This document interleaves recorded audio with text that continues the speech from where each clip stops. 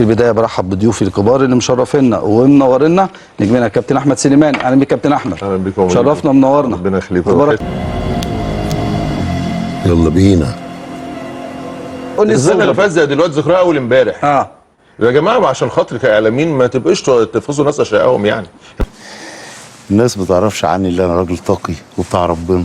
انا اساسا شيخ. كل الناس بتقول الزمالك يكسب، وده بدايه الاستار بتاعت المباراه. الزمالك فعلا نازل يكسب، والاهلي واقف في اول 5 دقايق 2-0 للزمالك.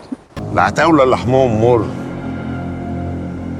وايديهم مرزبه، ده غير ان دماغهم ناشفه، مش هيحلوك. المدير الفني زي ما قال كابتن اشرف لسه اول الدوري ولسه موسم بيبتدي. الاهلي غير المدير الفني ليه؟ انا احب الحكايات قوي. احكي يا حبيبي. لان النادي الاهلي ابتدى كاس العالم كان مستوى سيء جدا. انت مش جيني كده وسمعني عشان اسميها قديم. النادي الاهلي اشترى منتخب مصر. لا هات اللي في بطنك ياض وهات من الاخر. انا مش عارف اسال سؤال بس دلوقتي شفته يعني في الحلقه بدايه الحلقه يعني. ايوه. هو الزمالك لو كره عدي جت وراها كره ناصر ماهر والماتش خلص 2-0 كان هيحصل ايه في النادي الاهلي النهارده؟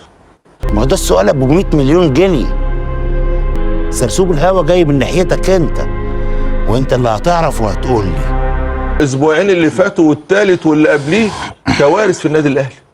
كوارث وخناقات ولاعيبه مش عايزه ولاعيبه عايزه تجدد وعايزه خلاص بماتش واحد. خلصتوا الفقره بتاع اخترنا لك ولا فاضل من العبط حبه؟ عمر النادي الاهلي كان بلعيبته بتنزل بيانات. حلو جدا. ده تهرينا بيانات، ده يقول بيان وده طالع بيقول بيان وده طالع يقول بيان وده يقول. ولا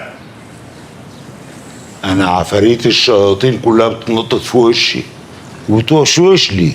العصر دلوقتي اللي احنا فيه دلوقتي لازم تكون صريح مع الناس. اوعى تفتكر ان انت هتخبي وتداري كل حاجه بتتعرف خلاص، وكل واحد النهارده عنده شاشه يقدر يقول فيه.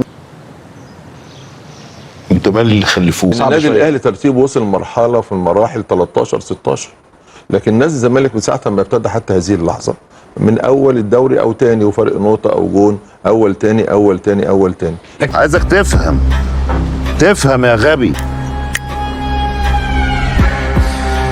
تفهم المسلسل خلاص خلص، وكلها كان مشهد وتتر النهايه ينزل، والناس على هاوي هتقف على رجليها وتسقف، والسوشيال ميديا هتتقلب، هيقول لك نهايه غير متوقعه. الشر انتصر على الخير.